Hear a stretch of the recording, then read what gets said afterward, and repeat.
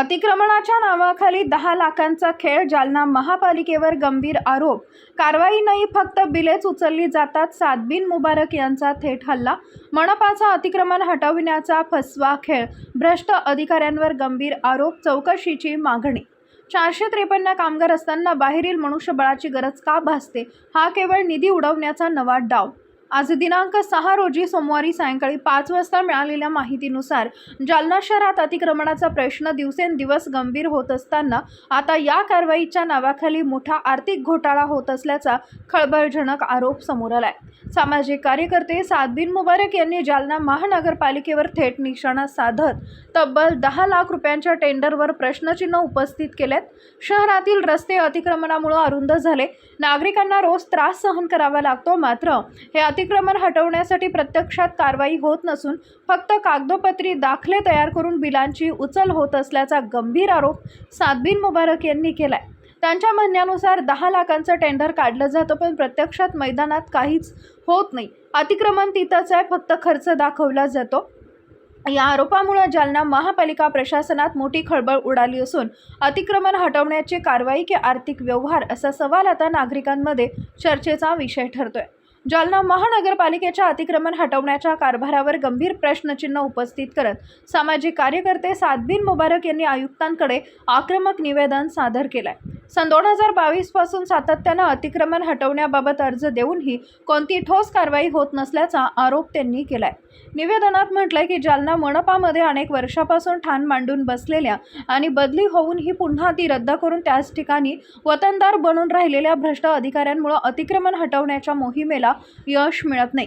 विशेष म्हणजे अतिक्रमण हटवण्यासाठी वारंवार निधी खर्च करूनही प्रत्यक्षात अतिक्रमण मात्र जैसे ते असल्यानं नागरिकांमध्ये संतापाची भावना वाढतीये.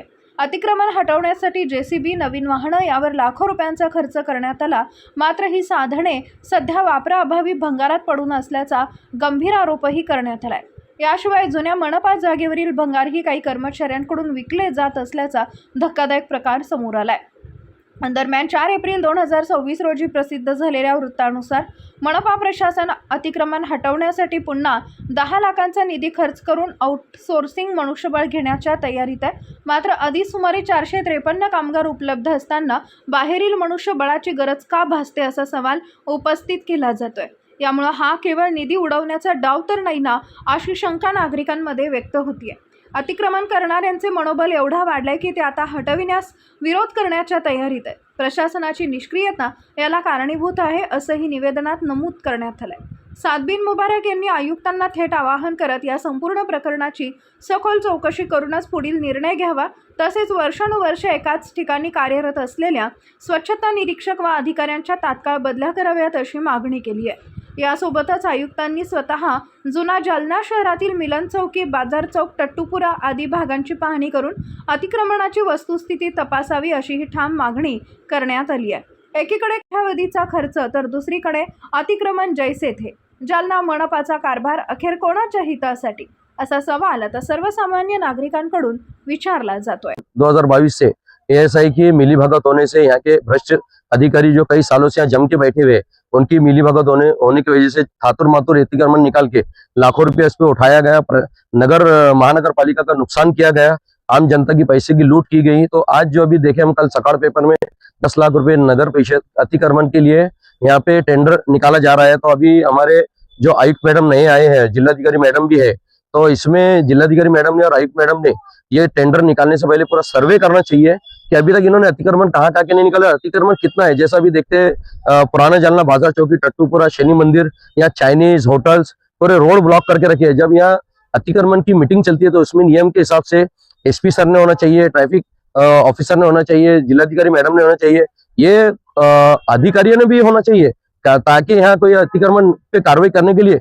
कोई नगर सेवक कार्रवाई नहीं करता, वहाँ पे ट्रैफिक वाले करना चाहिए। जैसा संभाजीनगर, औरंगाबाद, पुणे शहर में देखिए कि अतिक्रमण के अगर गाड़ी दिखती है तो उसमें फाइन करना चाहिए। अब महानगर पालिका का जो 10 लाख रुपए का टेंडर निकाला जा रहा है, तो आज ये कई लोगों की तनख्वाह रुकी हुई है महानगर पालिका में, वो नहीं देते हुए ये नए नए टेंडर जो निकाले जा रहे हैं। आज नगर सेवक यहाँ के जो है तो ठेकेदार बने हुए हैं। ये नगर सेवकों को मालूम है कि अकाउंटेंट से लेके दूसरे सब इनके धागे दौरे लगे हुए, टक्केवारी दो, बिल निकालो। तो आयुक्त मैडम से मेरी गुजारिश है कि अभी नए कोई भी टेंडर नहीं निकालना चाहिए। और जो अभी JCB जो नए आए और ट्रैक्टर कई सालों से यहाँ आके सड़ते पड़े हुए नए ट्रैक्टर के, तो ये भी चौकसी करना चाहिए। जैसे खेले में कई अतिक्रमण के एंगल लाए थे तो वो वहां से चोरी किए गए, वो भी काफी पुरावे मेरे पास है। तो महानगर पालिका का कोई वारिस ही नहीं है, तो अब आयुक्त मैडम आने के बाद कोई भी नए टेंडर पे करने से पहले अकाउंटेंट की पूरी जानकारी लेना चाहिए, कौन सा बिल निकाल रहा है, इसमें पूरा देखना चाहिए कि सर्वे करके। या बोगस बिल हमारे जालना में बहुत निकल जाए, जैसे इसके पहले एसी के भी बोगस बिल निकाले गए। तो अतिक्रमण के आड़ में जो ये कल का टेंडर निकल रहा है, इस पे आयुक्त मैडम ने, जिलाधिकारी मैडम ने, मैं तकरार भी दिया हूँ उसमें, इस पे पूरी चौकसी करके इस पे कार्रवाई करना चाहिए।